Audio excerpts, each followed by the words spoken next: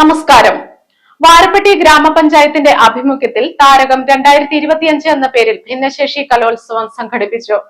Varappetty panchayat community ഹാളിൽ നടന്ന കലോത്സവം ഗ്രാമപഞ്ചായത്ത് പ്രസിഡന്റ് പി.കെ. ചന്ദ്രശേഖരൻ നായർ ഉദ്ഘാടനം ചെയ്തു.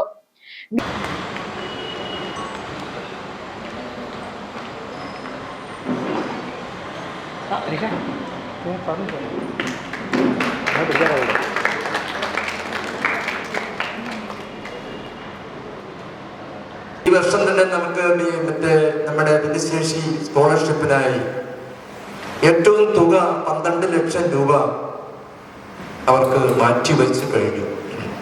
അവർ ചെലവിട്ട് 10 ലക്ഷത്തോളം രൂപ ചെലവഴിച്ചു.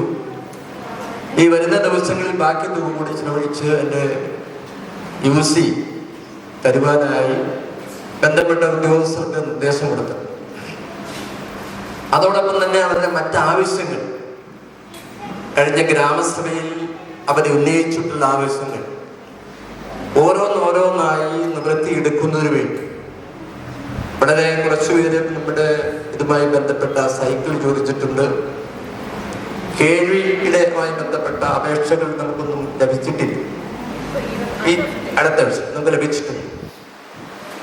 അതിന് എത്ര ലക്ഷം രൂപ ചെലവഴിക്കേണ്ടി വന്നാലും ഒരു മനുഷ്യനെ സംബന്ധിച്ചിടത്തോളം ഒരു ഏറ്റവും അവർക്ക് ആവശ്യമായി വരുന്നത് മറ്റുള്ളവർ പറയുന്നത് കേൾക്കുന്നതിനും മറ്റുള്ളവരെ കാണുന്നതിനും സംസാരിക്കുന്നതിനുമൊക്കെയുള്ള കാര്യങ്ങളാണ് അവരെ സംബന്ധിച്ചിടത്തോളം ഏറ്റവും കൂടി ആവശ്യമായി വരുന്നത്. അത് വളരെ ഗൗരവമായി കണ്ടുകൊണ്ട് തന്നെയാണ് ഈ ഗ്രാമസഭയിൽ അവരെ ചേർത്ത് നിർത്തുന്നതിനും അവർക്ക് വേണ്ട ആവശ്യമായ എത്ര ഫണ്ട് വേണമെങ്കിലും മറ്റ് ഫണ്ടുകളിൽ മാറ്റിവെച്ചുകൊണ്ട് അവർക്കുള്ള കാര്യങ്ങൾ ചെയ്യാനായി പഞ്ചായത്ത് ഭരണസമിതി ഒറ്റക്കെട്ടായി തീരുമാനിച്ചു.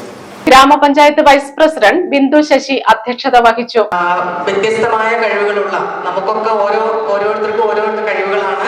അതിൽ നിന്നൊക്കെ വ്യത്യസ്തമായിട്ട് ഇന്നിവിടെ വന്ന് ചേർന്നിരിക്കുന്ന ഈ കുട്ടികളുടെ കഴിവുകൾ ഒന്ന് പ്രകടിപ്പിക്കുന്നതിനും അവരെ മുൻനിരയിലേക്ക് എത്തിക്കുന്നതിനും വ്യത്യസ്തമായ കഴിവുകളുള്ള ഈ സഹോദരന്മാരുടെ മാർക്ക് ഒത്തുകൂടുന്നതിനും ഉള്ള ഒരു വേദിയാണ് നമ്മളിവിടെ ഒരുക്കിയിരിക്കുന്നത്.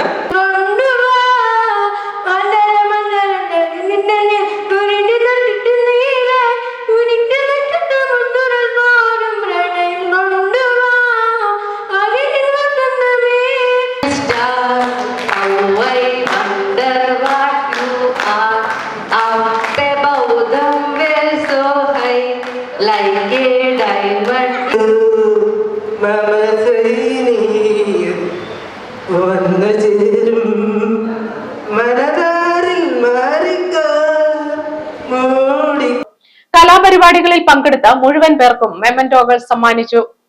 സ്ഥിരം സമിതി ചെയർമാൻമാരായ MS ബെന്നി, ദീപ ഷാജു, മെമ്പർമാരായ PP കുട്ടൻ, KK ഹുസൈൻ, പ്രിയ സന്തോഷ്, ഷജി ബസി തുടങ്ങിയവർ ആശംസകൾ അറിയിച്ചു. അംഗനവാടി ടീച്ചർമാർ പരിപാടിക്ക് നേതൃത്വം നൽകി. ICDS സൂപ്പർവൈസർ മുംതാസ് MS നന്ദി രേഖപ്പെടുത്തി. M4 മലയാളം, കോതമംഗലം.